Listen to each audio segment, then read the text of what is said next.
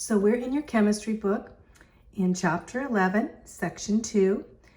The first group of metals that we're going to be talking about in this chapter are your alkali metals. So where on the chart would you say the alkali metals are? Now remember, we did the halogens and the nonmetals, oxygen, nitrogen, which is then phosphorus, sulfur. We kind of focused over on this side and also onto helium, the noble gases here. We've done all these.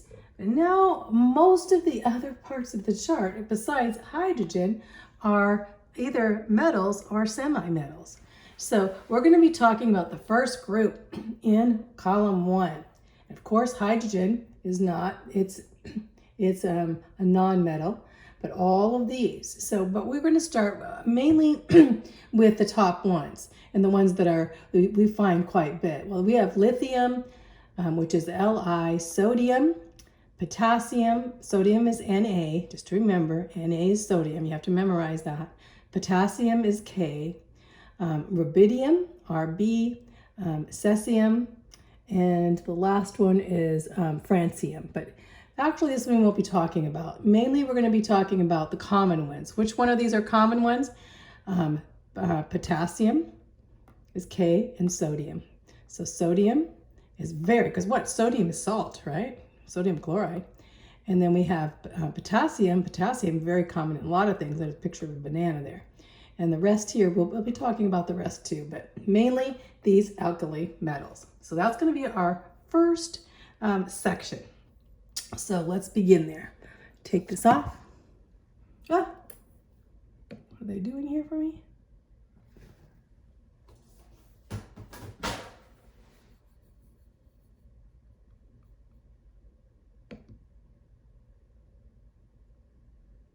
Oh dear, okay. Let's go back. I don't know why we're going through these. Let's go back to where we were starting.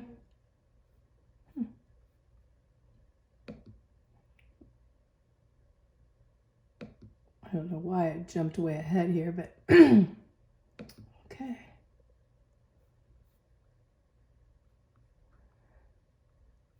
Alkali metals. Here's where we're at.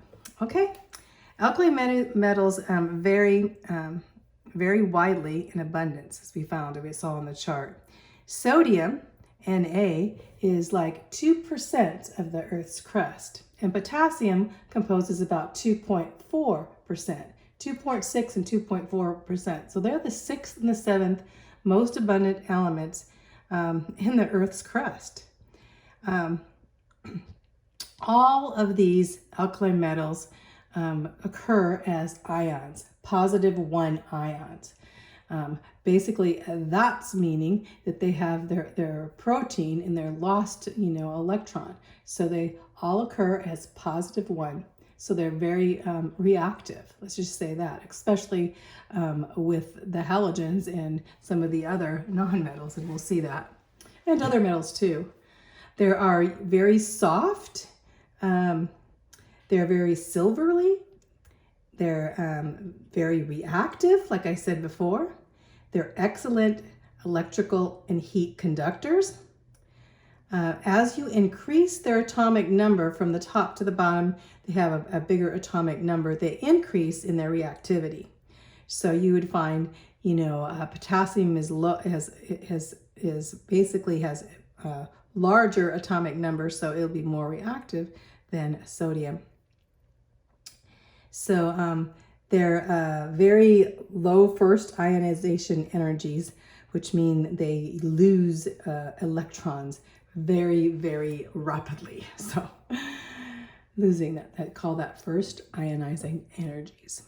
So let's talk about the preparation and the uses. So they're usually obtained by electrolysis, which is putting electric current through, and they're usually hidden in salts, different salts. So you can get sodium by electrolyzing molten mixtures of sodium chloride, which is salt. And there's actually here a picture of that. You take sodium is obtained by electrolyzing a molten mixture of sodium chloride, and calcium chloride and at the melting point. So you basically put electricity through sodium chloride and it splits into sodiums and chlorides, right? Sodium liquid and chlorine gas. Pretty easy there. And potassium is actually obtained in the same way there as putting electrolysis or temperature, but putting it through with gaseous sodium in the absence of air. Potassium can be separated from sodium because the boiling point of potassium is lower than that of sodium. So basically here you have sodium and you have potassium chloride, and on to the temperature change here, and you get potassium and sodium chloride. So see how it can be put back into its original state. So there's one state, another state. And rubidium and cesium may be prepared the same way. Just basically going through these equations to see how the electrons are transmitted, and you can actually change the state of the salt to the gas of sodium. So sodium, okay. The uses of alkali metals. Let's talk about sodium and the uses. Sodium is basically used to manufacture drugs and dyes. Also, a reduction of metals and helping actually getting the reduction process, as a metal out of its ore. Such things as titanium and zirconium. They use sodium in doing this and helping to get this out. And there's here is equation of that. How here we have titanium with chloride, and they want to separate the chloride, so they put sodium in. So the sodium grabs the chlorine right away and has salt. Sodium chloride is table salt, and then you have titanium there. So sodium is used in that many times. So also for sodium street lamps, heat transfer of liquids and nuclear reactors. So they use sodium when you're dealing with a nuclear reactor. They also will use lithium too there.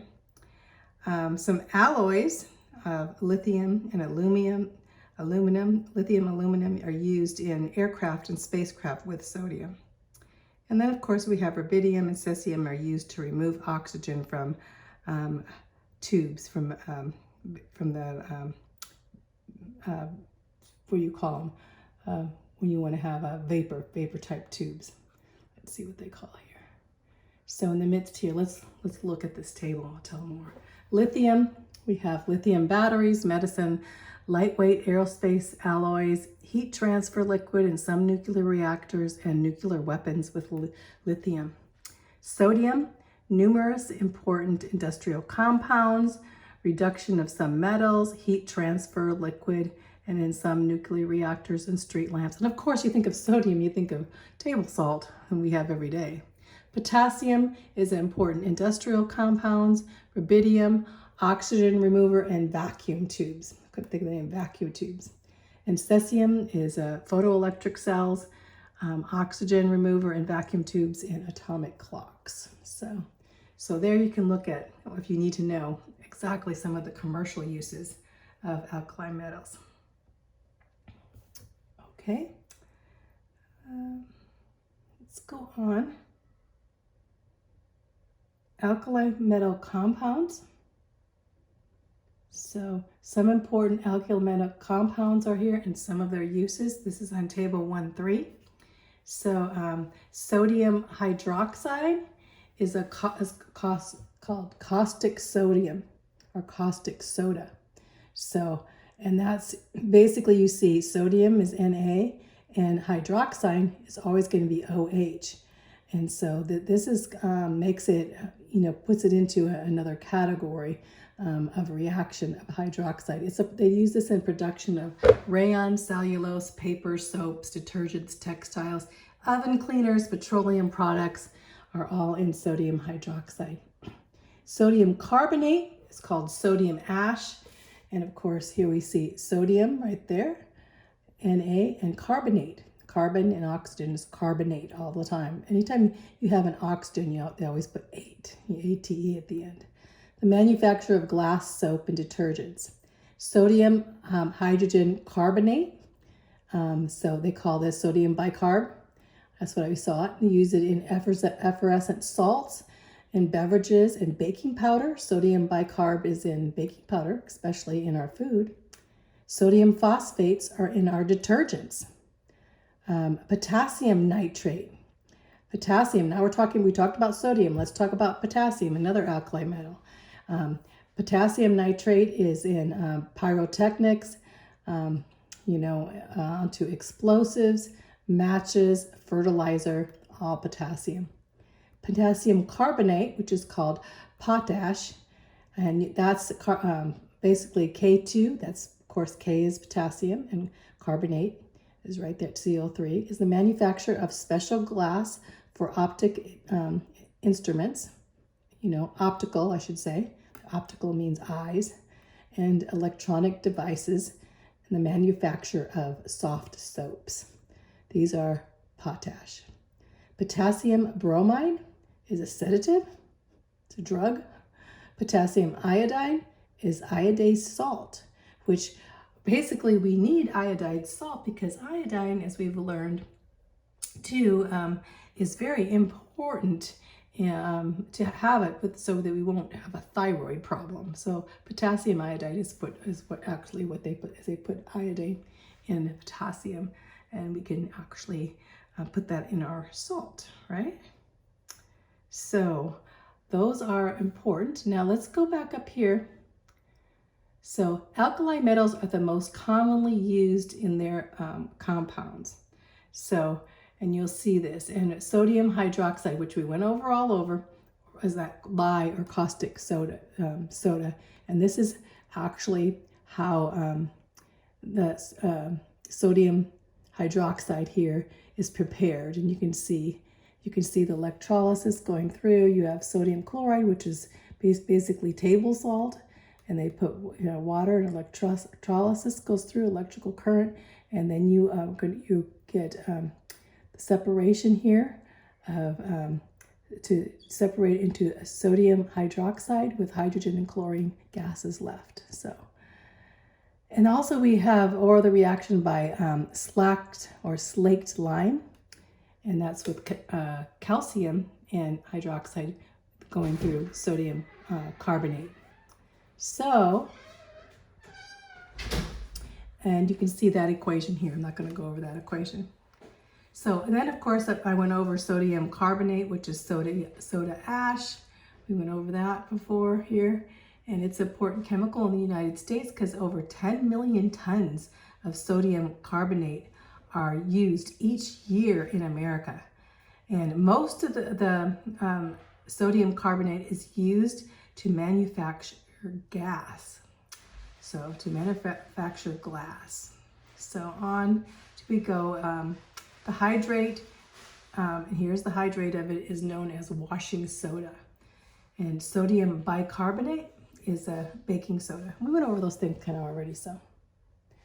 And we went over the compounds of lithium are used in dry cells and in the manufacture of glass and ceramics. And potassium carbonate, potash. So we went over those things in that table. So let's go back and do the questions. I have some notes here first. I want to make sure that you know. These are probably on the test. We have potassium. Make sure you know it's a K. Sodium is Na. Rubidium is cesium, and lithium. These are the alkali metals. You need to know that. And then, of course, we have sodium. Sodium hydroxide is lye or caustic soda. Call it lye, so it's very caustic. And then slaked lime is with calcium here in that as we go in the midst of it to be able to get sodium hydroxide. And onto soda ash there, sodium carbonate, 10 million tons of glass, in the midst, we use that a lot. And then sodium bicarb is baking soda. And here's the formula. Is sodium, and then this is bicarb, is carbonate, hydrogen carbonate right here. So sodium bicarb, okay? You need those.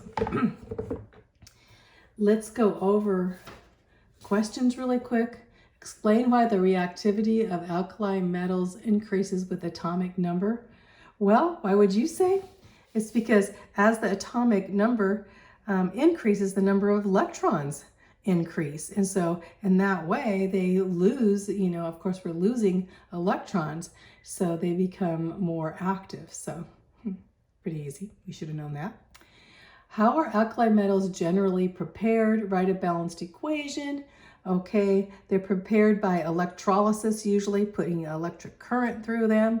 And of course, some of the easy one, it says, write a balanced for preparation of potassium.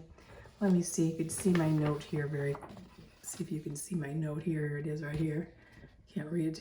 There you got 2 potassium chlorides, and then you separate them by electrolysis into potassium chloride. Very easy. Same with sodium.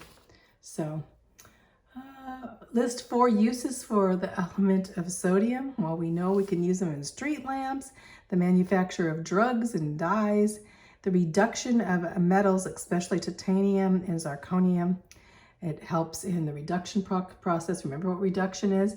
That's getting those metals out of their ores, right? Out of the ground.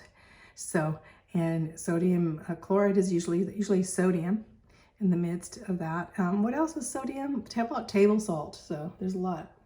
So give chemical names and formulas for caustic soda and soda ash. Remember I had that. Let's look. Okay, here's sodium bicarbonate. Soda ash, sodium bicarb is Na2. Here went soda. Soda ash is sodium carbonate, right here. Sodium carbonate. Oh, I guess it's not written right here. Let me see what I've written here. So, which is lye. Sodium hydroxide is lye. I'm sorry. And it's slaked lime here. Okay. Okay. So let's go on to the last. That's it. So let's stop there. We're going to go on to section 3 with alkaline, not just alkaline metals now. We're going to go into alkaline earth metals. And that's the next column, column 2 in your periodic table.